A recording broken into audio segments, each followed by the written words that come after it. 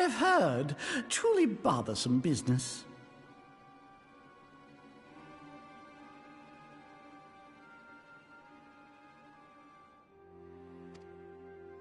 No, I do not foresee a problem on that front.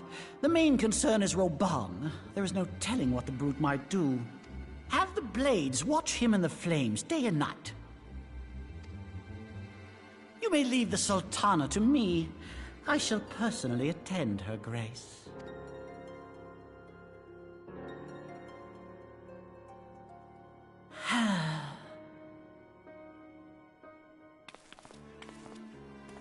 Sever one of the East Aldenard trade routes. That ought to keep Lolorito occupied for a while.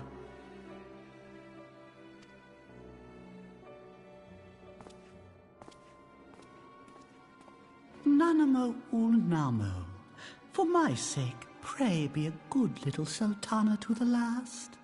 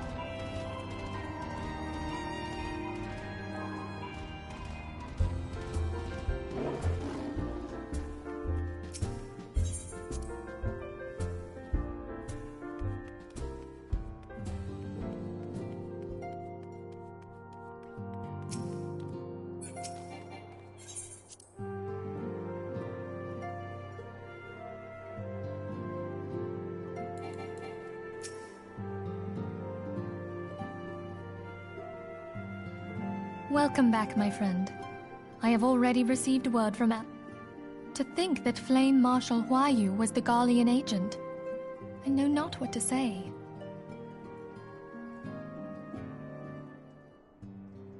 Together with Robon, Aline lent us much-needed aid at the time of our Order's founding. She was particularly passionate about the need to when we discussed the subject, her eyes fairly shone with determination. But now is not the time to dwell on such matters. I have an important announcement to make regarding our effort to defeat the Ascians. We shall begin as soon as everyone is assembled.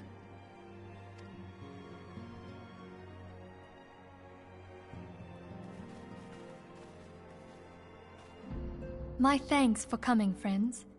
Moonbreeder, the floor is yours.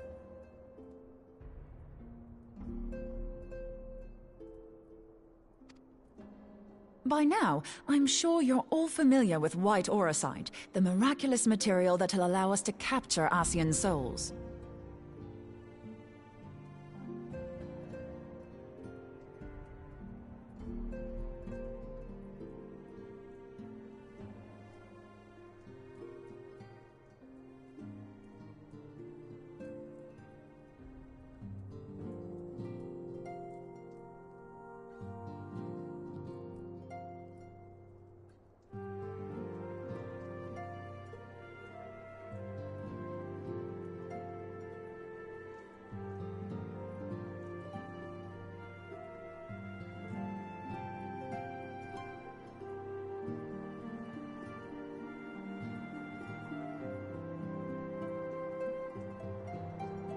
Back at Snow... Alas, In addition to Orocyte's inherent limitations, we must needs be wary of our enemy's strength. Our foe Meaning that, if we want to kill the swine, we'll have to be quick about it.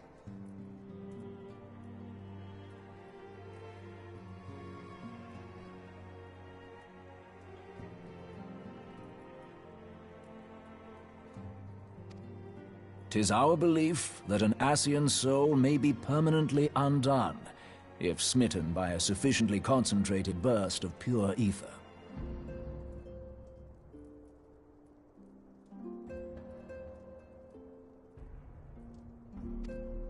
The only trouble is, we can't say for sure how concentrated the burst needs to be, without knowing how much ether. Our sole clue lieth in thy struggle with La Hebrea. During that encounter, Heidelin bid you forge what she called a blade of light. Based on your description, we believe the blade with which you vanquished your foe was composed of ether. Admittedly, your victory proved ephemeral, as La Hebrea was able to use a crystal of darkness to flee into the space that... The fact remains, however, that Heidelin placed the means to destroy the Ascians in your hands. Be that as it may, it would be unwise to assume that she will do the same when we next encounter such a foe. Quite so, my lady. We must needs find the means to forge our own blade of ether, one to equal that which Heidelin did benevolently bestow upon her champion. That is all well and good, but it seems to me that producing such a blade will require a prodigious quantity of ether. Whence will it come, pray tell? Oh, what if we had two pieces of white Orocyte? One to trap the Ascian, and the other to store the ether for the blade.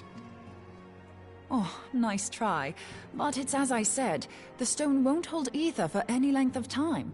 We'd still need to collect the stuff there and then, sorry to say.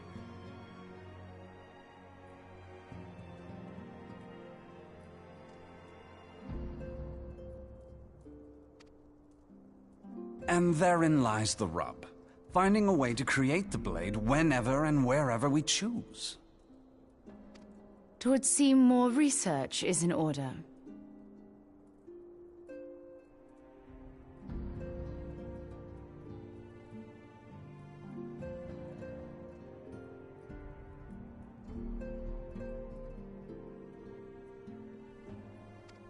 I'm going to linger a while, and I could do with some help.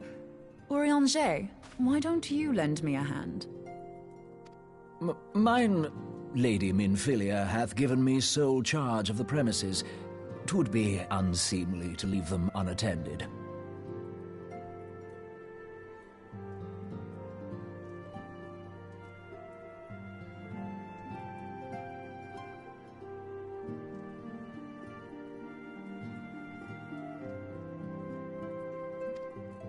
Sole charge, you say? So you're basically alone there, then?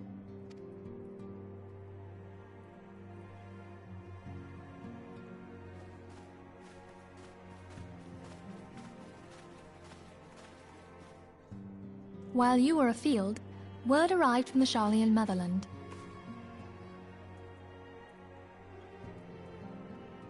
You will recall that a survey party was dispatched to investigate the incident of the Isle of Val.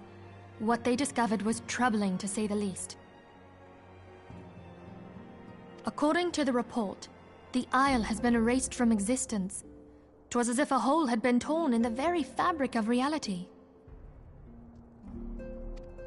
Aye, yet the mystery endeth not with the isle's disappearance.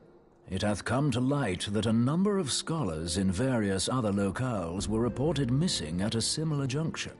What's more, they all had something in common with the head of the students of Baldessian. Every last one of them was researching a phenomenon called dimensional compression, or the rejoining as the ancient texts call it. I'll be damned if that's a coincidence. All indications suggest Ascian involvement, but I sense that a force greater still is at work. The entity the Dark Beings call the One True God. We must pray that my dear friend Kryl regains consciousness soon. If she bore witness to the Isle of Val's final moments, She may be able to shed some light on this mystery.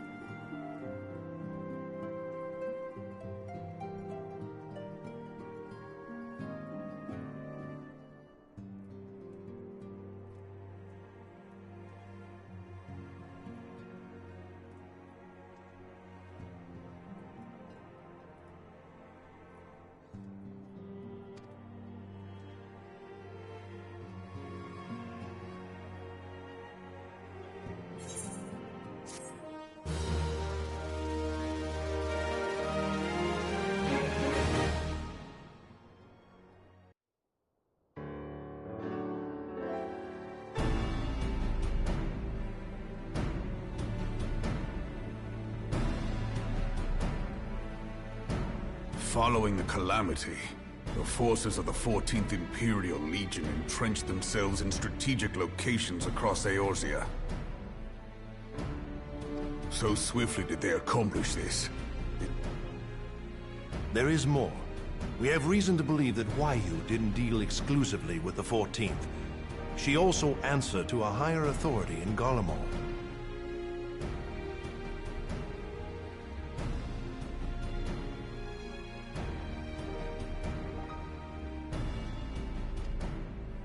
But this higher authority could not have been the Emperor. By consenting to the Media Project, Solus Zos Galvus showed himself to be more concerned about preventing the spread of primal influence than claiming Eorzea for the Empire. He would happily have seen the lot reduced to ash.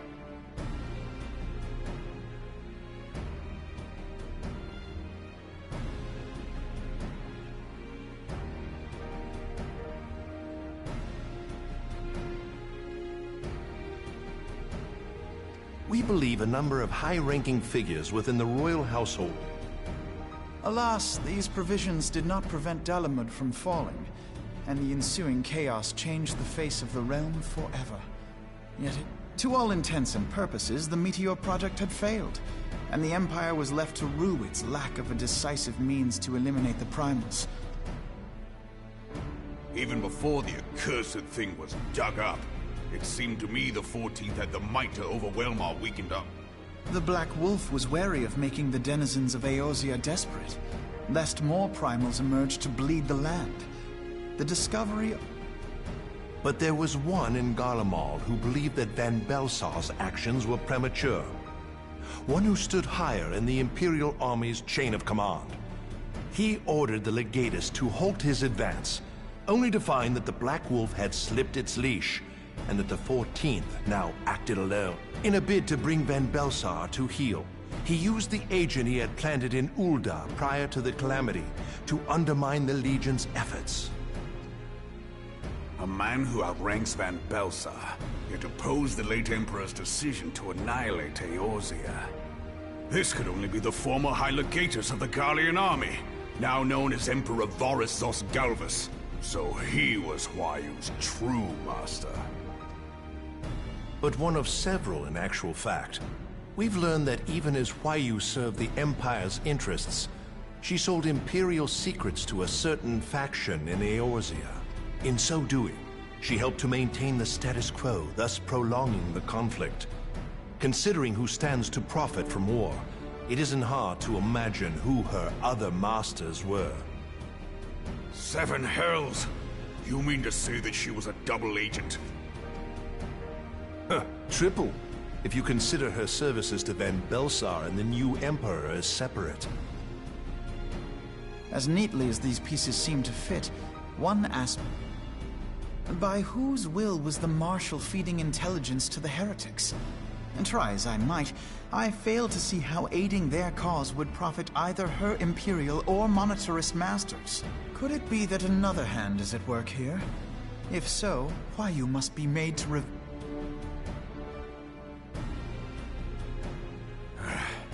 Not only have I lost a trusted friend, now I must interrogate her as a stranger. Not a pleasant task, I grant you, but a necessary one. Unless we weed out the ivy, root, stalk, and stem, it will simply grow back. I know that full well. Those closest to Huayu have already been detained, and I will question them alongside her. General, Pray keep in mind that there may be unwitting abettors among them. All will be treated fairly. On that you have my word. Those who are innocent have no cause to fear. You have ever been a friend of truth, General. I hope the unpleasant task of weeding out falsehood will not detain you too long. Though it be for the sake of Eorzea, doubting one's comrades is poison to the soul. And with that, I take my leave.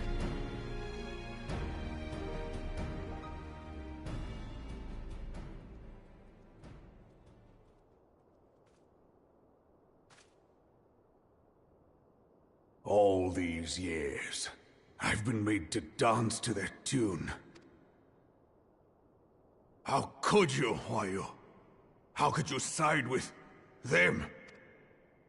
Those cankers who take from this land and give naught in return, who use their power to disempower and grow fat while the people starve.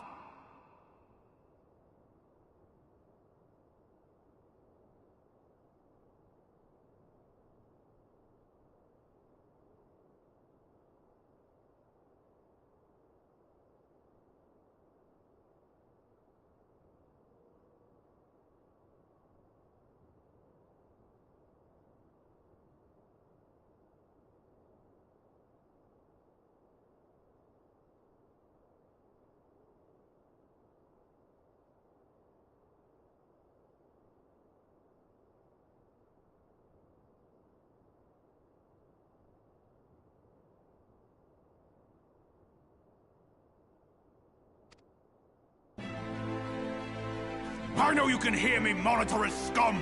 Your crimes will not go unpunished!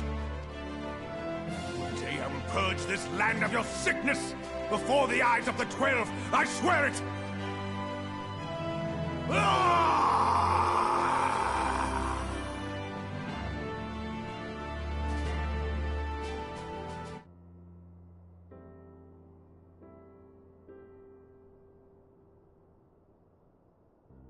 I shall have no further need of you this day. Your Grace.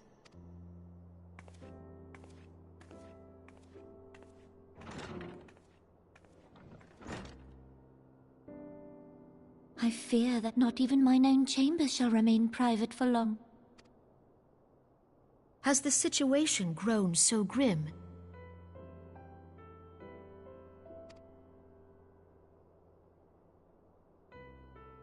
Ever since he proposed the Cardinal Reclamation Bill, Teleji Adeleji has risen to greater prominence upon the backs of impoverished refugees.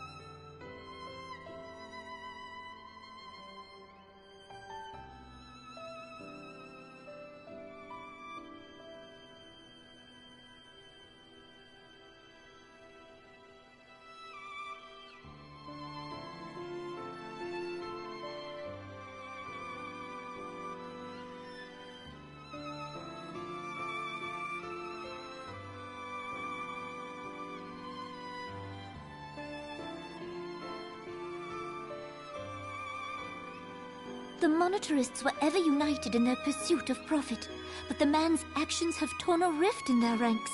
They snap at each other as rabid dogs. Yet now is not the time to be bickering among ourselves. If this bickering is a threat to law and order, might you not have grounds to dissolve the Syndicate? Would that the solution were so simple, Admiral. Alas, my moving to dissolve the Syndicate is certain to spark outrage among the influential merchant class, whom the Cabal represents. This would serve to exacerbate the current unrest, and peace would slip still further away. Be they rich or poor, natives or refugees, all who reside in Ul'dah have a right to pursue happiness. It is the duty of a ruler to protect this right.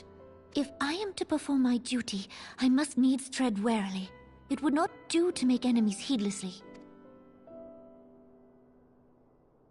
Were Lord Lolorito here, he would doubtless say that I have my head in the clouds. A ruler is required to take a wide view.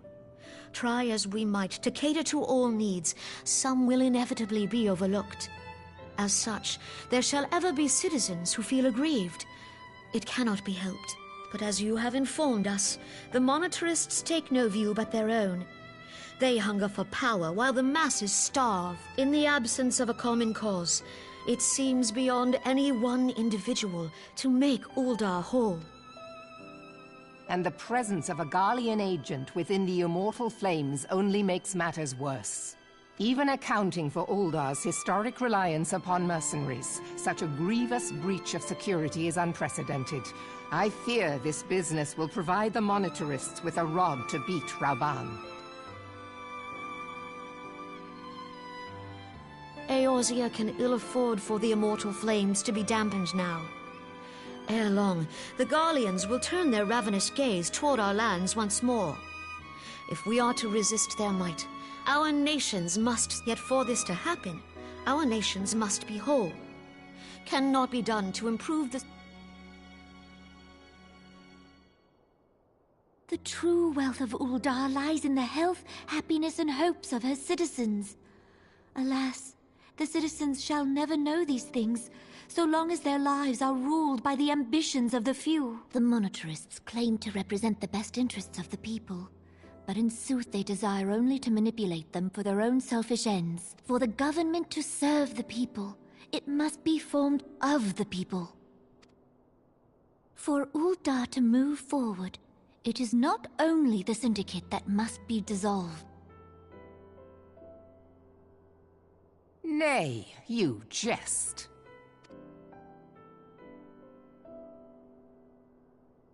My friends, it was for no other reason than to make known to you mine intent that I requested your presence here. When I make my declaration to the people, chaos shall inevitably ensue. As the last monarch in the line of Ul, I make unto you this request. Help Rauban to preserve order and protect the people. Forsake them, and you forsake yourselves. For a strong Eorzea will ever have need of a strong Uldar.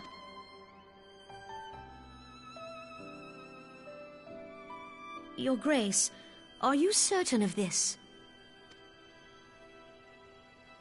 There is no other way. When the time is ripe, the nation shall become a true republic. Both royalists and monetarists shall cease to be. Uldar will no longer belong to kings or queens or merchant princes, but to her people.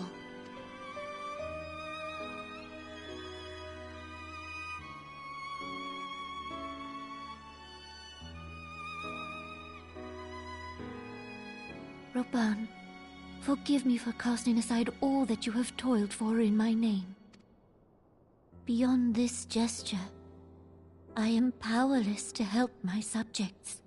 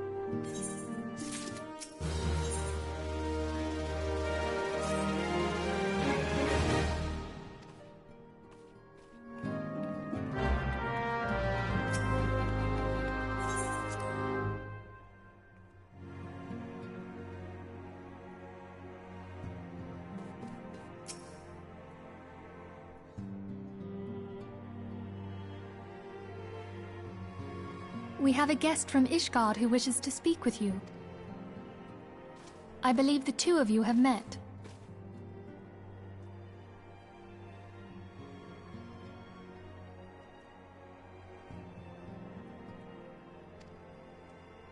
We have. I had hoped to speak with Commander Leveilleur as well, but I cannot afford to wait any. The Lord Commander sent me hither to request your aid in a matter of grave import. You see now why I had Tatar. Now that we're all assembled, perhaps you would be good enough to elaborate on the nature of... The Observatorium's astrologians have sounded the alarm. Last night, the Dragonstar burned with an intensity not seen in 15 summers. Not since the Dravanians engaged the Empire in the Battle of Silvertirsk. The northern sky doth burn full bright upon the Wormlord's call. The old Curthen rhyme, The brightening of the Dragonstar is said to accompany the roar of a great worm. The astrologians believe that it was Midgardsormr himself who cried out. After an absence of centuries, the King of Kings did return to lead his kind against the might of Garlemald, only to fall in his duel with the Agrius, proud flagship of the Gallian fleet. Devoid of life, his corpse remaineth entwined about the Magitech monstrosity. Ariange has the right of it. Whatever this alteration in the Dragonstar portends, the Tataru, have the Domans reported aught out...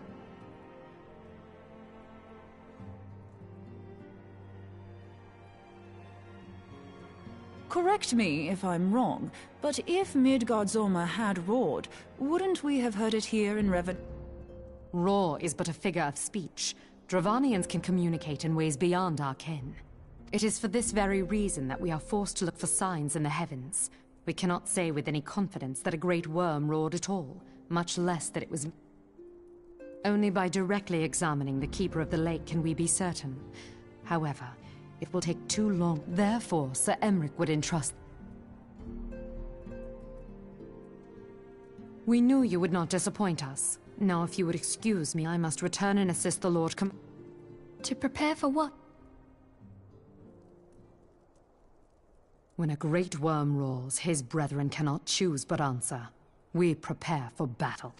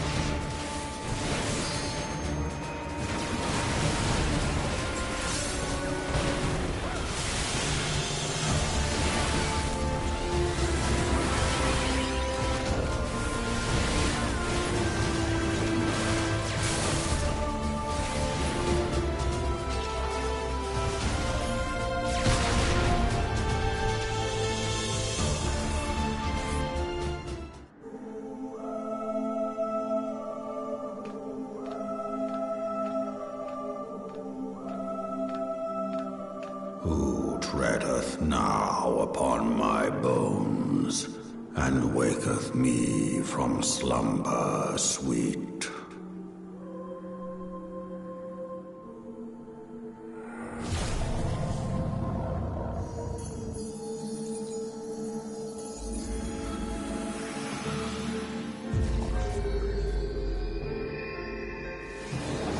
Thou hast forgotten the face of thy lord.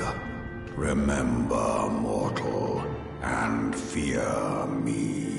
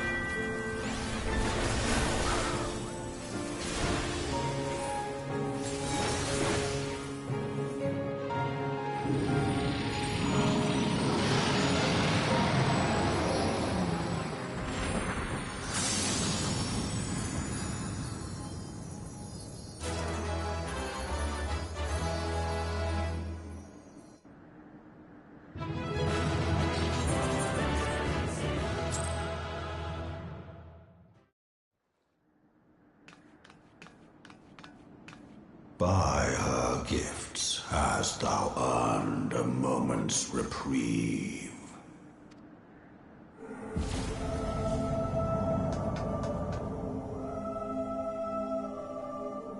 Speak, mortal. guided by a star. My people have heard the song. Ishgard shall burn. Sons must answer for their father's misdeeds. We do not forget. We do not forgive. 7 children did I sire. One now singeth of retribution. I rise to join in the chorus. Thou art powerless to silence us, mortal. Yet thou shalt not live to labor in vain. Thy reprieve is at an end.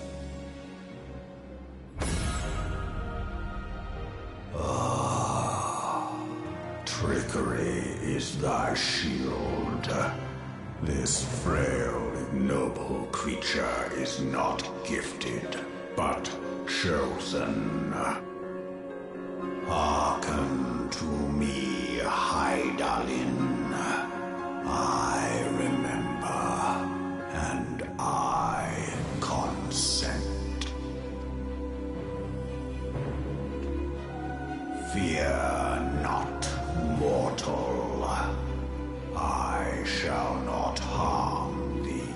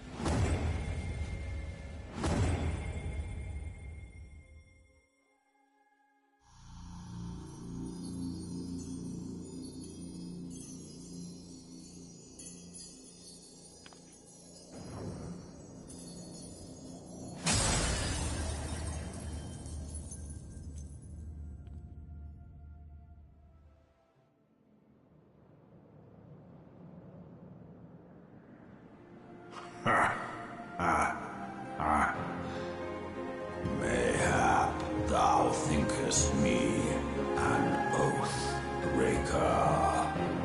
Thou art mistaken. If thou comest to harm, it shall be by another's hand, not mine. I did but strip thee of thy mistress's feeble blessing. Thou didst profit much by her grace, but no more.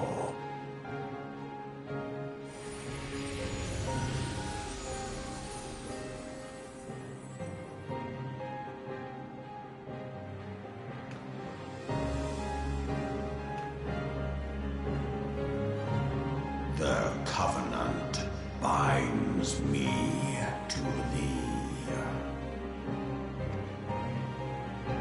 I shall watch, listen, and wait.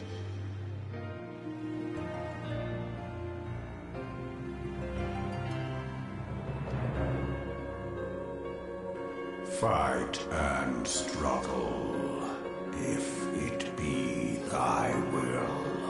Man hath ever comforted that which lieth beyond his grasp.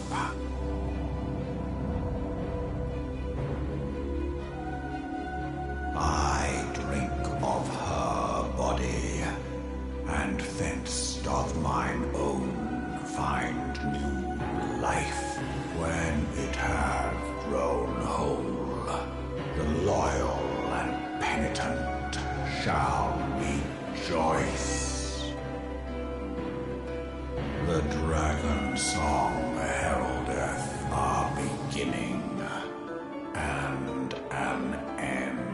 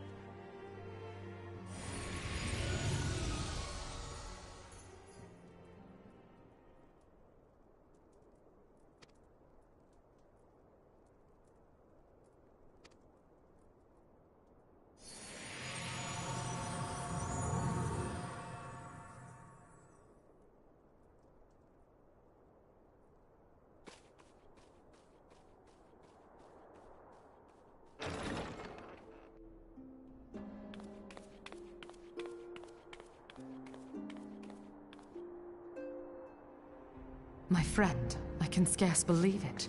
You confronted the Wormlord and lived to tell the tale.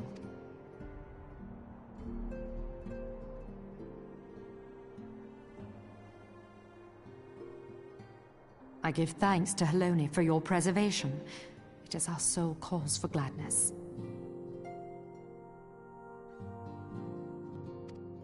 Your encounter with the Keeper of the Lake served to confirm our fears. A great worm has roared, and it makes little difference if it was one of the two in Eorzea or any other.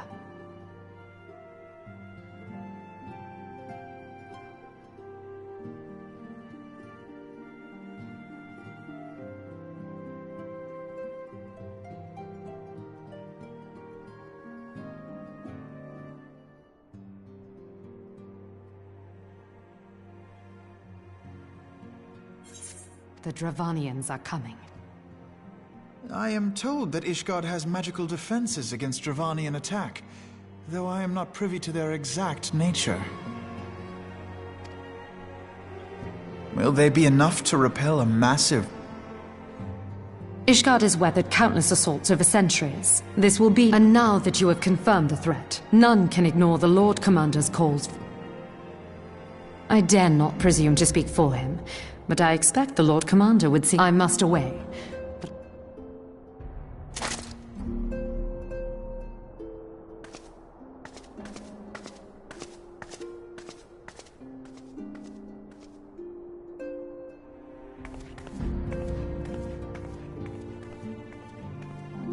Countless assaults weathered, and this will be no different.